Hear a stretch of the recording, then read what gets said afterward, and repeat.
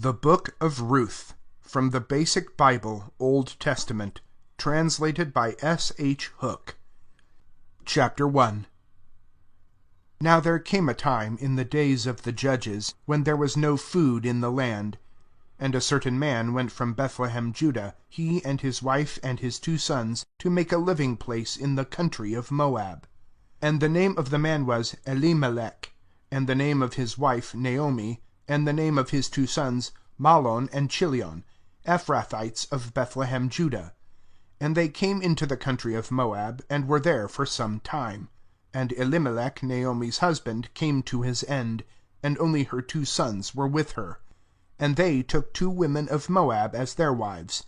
The name of the one was Orpah, and the name of the other Ruth. And they went on living there for about 10 years. And Mahlon and Chilion came to their end, and the woman was without her 2 sons and her husband. So she and her daughters-in-law got ready to go back from the country of Moab, for news had come to her in the country of Moab that the Lord, in mercy for his people, had given them food. And she went out of the place where she was, and her 2 daughter-in-laws with her, and they went on their way to go back to the land of Judah. And Naomi said to her 2 daughters-in-law, "Go back to your mother's houses. May the Lord be good to you, as you have been good to the dead and to me. May the Lord give you rest in the houses of your husbands." Then she gave them a kiss, and they were weeping bitterly. And they said to her, "No, but we will go back with you to your people." But Naomi said, "Go back, my daughters. Why will you come with me? Have I more sons in my body to become your husbands? Go back, my daughters, and go on your way. I am so old now that I may not have another husband. If I said, 'I have hopes,' if I had a husband tonight and might have sons, would you keep yourselves till they were old enough? Would you keep from having husbands for them? No, my daughters, but I am very sad for you that the hand of the Lord is against me." Then again they were weeping, and Orpah gave her mother-in-law a kiss, but Ruth would not be parted from her. And Naomi said, "See, your sister-in-law has gone back to her people and to her gods. Go back after your sister-in-law." But Ruth said, "Give up requesting me to go away from you, or to go back without you. From where you go, I will go, and where you take your rest, I will take my rest. Your people will be my people, and your God, my God. Wherever death comes to you, death will come to me, and there will be my last resting place. The Lord do so to me and more if we are parted by anything but death." And when she saw that Ruth was strong in her purpose to go with her, she said no more. So the 2 of them went on till they came to Bethlehem. And when they came to Bethlehem, all the town was moved about them. And they said, "Is this Naomi?" And she said to them, "Do not let my name be Naomi, but Mara, for the ruler of all has given me a bitter fate. I went out full, and the Lord has sent me back again with nothing. Why do you give me the name Naomi, seeing that the Lord has given witness against me, and the ruler of all has sent sorrow on me?" So Naomi came back out of the country of Moab, and Ruth the Moabitess, her daughter-in-law, with her. And they came to Bethlehem in the first days of the grain-cutting. Chapter 2. And Naomi had a relation of her husband, a man of wealth, of the family of Elimelech, and his name was Boaz. And Ruth the Moabitess said to Naomi, "Now let me go into the field, and take up the heads of grain after him in whose eyes I may have grace." And she said to her, "Go, my daughter." And she went and came, and took up the heads of grain in the field after the cutters. And by chance she went into that part of the field which was the property of Boaz, who was of the family of Elimelech. And Boaz came from Bethlehem, and said to the grain cutters, "The Lord be with you." And they made answer, "The Lord give you his blessing." Then Boaz said to his servant who was in authority over the cutters, "Whose girl is this?" And the servant who was in authority over the cutters said, "It is a Moabite girl who came back with Naomi out of the country of Moab, and she said to me, 'Let me come into the grain field and take up the grain after the cutters.' So she came, and has been here from morning till now, without resting even for a minute." Then said Boaz to Ruth, "Give ear to me, my daughter. Do not go to take up the grain in another field, or go away from here, but keep here by my young women. Keep your eyes on the field they are cutting, and go after them. Have I not given orders to the young men not to put a hand on you? And when you are in need of drink, go to the vessels, and take of what the young men have put there."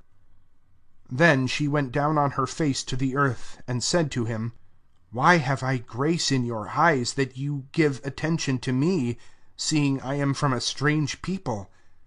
And Boaz answering said to her, "I have had news of everything you have done for your mother-in-law after the death of your husband, how you went away from your father and mother and the land of your birth, and came to a people who are strange to you. The Lord give you a reward for what you have done, and may a full reward be given to you by the Lord, the God of Israel, under whose wings you have come to take cover." Then she said, "May I have grace in your eyes, my lord, for you have given me comfort, and you have said kind words to your servant, though I am not like one of your servants." And at mealtime Boaz said to her, "Come here, and take some of the bread, and put your bit into the wine." And she took her seat among the grain cutters, and he gave her dry grain, and she took it, and there was more than enough for her meal. And when she got ready to take up the grain, Boaz gave his young men orders, saying, "Let her take it even from among the cut grain, and say nothing to her. And let some heads of grain be pulled out of what has been corded up, and dropped for her to take. And let no sharp word be said to her." So she went on getting together the heads of grain till evening, and after crushing out the seed, it came to about an ephah of grain. And she took it up and went into the town, and she let her mother-in-law see what she had got, and after taking enough for herself, she gave her the rest. And her mother-in-law said to her, "Where did you take up the grain today, and where were you working? May a blessing be on him who gave such attention to you." And she gave her mother-in-law an account of where she had been working, and said, "The name of the man with whom I was working today is Boaz." And Naomi said to her daughter-in-law, "May the blessing of the Lord, who has at all times been kind to the living and to the dead, be on him." And Naomi said to her, "The man is of our family, one of our near relations." And Ruth the Moabitess said, "Truly he said to me, 'Keep near my young men till all my grain is cut.'" And Naomi said to Ruth her daughter-in-law, "It is better, my daughter, for you to go out with his servant girls, so that no danger may come to you in another field." So she kept near the servant girls of Boaz, to take up the grain till the cutting of the early grain and the cutting of the late grain were ended. And she went on living with her mother-in-law. Chapter 3. And Naomi her mother-in-law said to her, "My daughter, am I not to get you a resting place where you may be in comfort? And now, is there not Boaz, our relation, with whose young women you were? See, tonight he is separating the grain from the waste in his grain floor. So take a bath, and after rubbing your body with sweet oil, put on your best robe, and go down to the grain floor. But do not let him see you till he has come to the end of his meal. But see to it when he goes to rest, that you take note of the place where he is sleeping, and go in there, and uncovering his feet, take your place by him, and he will say what you are to do." And she said, "I will do all you say." So she went down to the grain floor, and did all her mother-in-law had said to her. Now when Boaz had taken meat and drink, and his heart was glad, he went to take his rest at the end of the mass of grain.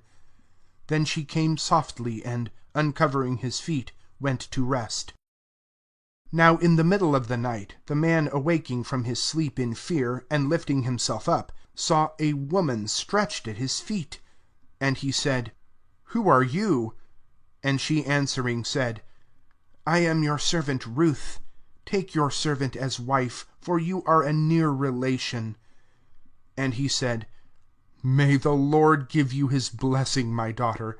Even better than what you did at the first is this last kind act you have done, in not going after young men, with or without wealth. And now, my daughter, have no fear.